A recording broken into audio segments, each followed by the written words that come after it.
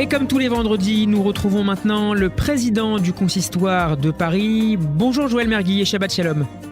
Bonjour et Shabbat Shalom. Justement, Shabbat Shalom, c'est un message régulier, hebdomadaire, qui concerne la communauté juive, qui concerne les juifs, et d'ailleurs plus largement, qui concerne tous ceux qui nous rencontrent et qui savent que pour nous c'est Shabbat, de nous dire Shabbat Shalom, et ça existe depuis la nuit des temps, depuis toujours, et c'est extraordinaire parce que ce qui a permis au peuple juif de rester un peuple, c'est effectivement ce Shabbat qui nous a permis de nous protéger, de nous préserver, de nous maintenir. Et ce Shabbat, c'est une tradition qui a été créée par le grand rabbin d'Afrique du Sud.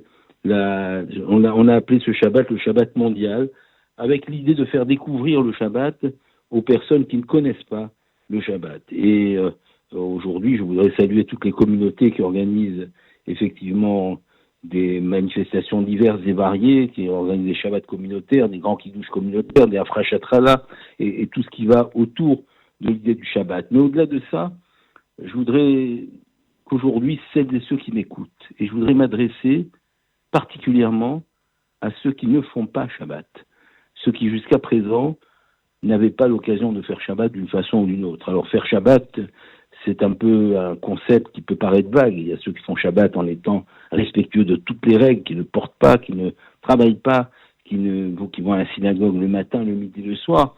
Il y a ceux qui vont Shabbat en venant faire un repas familial une fois. Il y a ceux qui font Shabbat en arrêtant de travailler, mais en continuant les autres activités. Mais chacun doit avoir la conscience que ce jour sacré, il est le lien fondamental du judaïsme. Que si le Shabbat n'avait pas existé, très certainement le judaïsme n'aurait pas tenu et Israël n'aurait pas existé. Alors, dans ce moment de prise de conscience, celles et ceux qui m'écoutent et qui avaient l'habitude de travailler Shabbat, demain vous n'irez pas travailler. On va se dire une fois, je ne vais pas travailler, je vais me consacrer au Shabbat, je vais aller à la synagogue. Ceux qui avaient l'habitude d'être seuls, essayer de vous retrouver en famille ou avec des amis. Et ceux qui aujourd'hui ont encore le temps de passer un coup de fil aux personnes de leur entourage pour les inviter à venir passer le Shabbat avec eux, c'est le bon moment pour le faire. Et ceux qui n'avaient pas l'habitude d'aller à la synagogue, c'est une occasion aussi de venir écouter la paracha, retrouver la communauté. Je crois que plus que jamais, et particulièrement depuis le drame du 7 octobre, plus que jamais, nous avons ressenti le besoin de nous retrouver.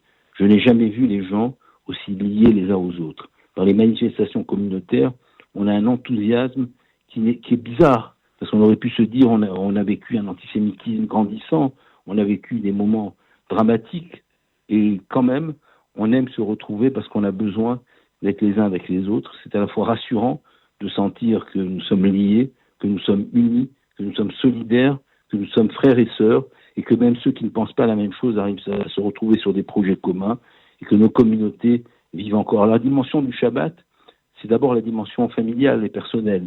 C'est celle de se retrouver, de couper court avec toute la vie extérieure, de se dire qu'à table, la table du Shabbat, c'est la table où il n'y a pas de télévision, où il n'y a pas le téléphone qu'on pianote, où on se regarde, où on regarde ses parents, on regarde ses enfants, on regarde ses frères et sœurs, on regarde son épouse, son époux, et on se parle, on se réinvente, on se reconstruit, on se redonne une énergie pour une nouvelle semaine. C'est le moment où on se retrouve avec sa communauté, on se retrouve avec son judaïsme, on se retrouve avec les valeurs fondamentales, avec la lecture des Télim, avec la lecture de la prière, avec l'écoute de la paracha, tous ces fondements, avec l'allumage des bougies de Shabbat, avec la Afrashatrala et la Chala, tous ces petits éléments qui sont dans la pédagogie fondamentale qui permettent à des enfants de construire leur identité, à des adolescents de se retrouver entre eux, à des familles de construire l'ambiance familiale, la cellule familiale, et à une communauté de continuer à se construire, à évoluer, et cette appartenance permanente avec Israël, jusqu'au moment où on lit la Havdalah, pour pouvoir se retrouver dans la vie sociétale, dans la vie normale, en gardant la sainteté de cette journée du Shabbat.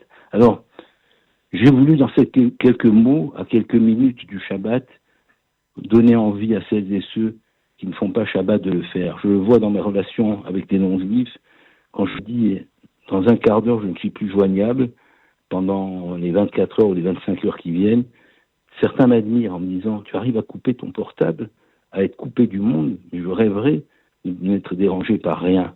Eh bien, rêvons ensemble. Ce soir, même ceux qui avaient l'habitude d'avoir leur téléphone ouvert, coupez-le, allez à la synagogue, retrouvez vos familles, vos amis, embrassez ceux que vous aimez et continuez à faire vivre cette identité fondamentale qui a préservé et protégé le peuple juif, le Shabbat. Shabbat Shalom.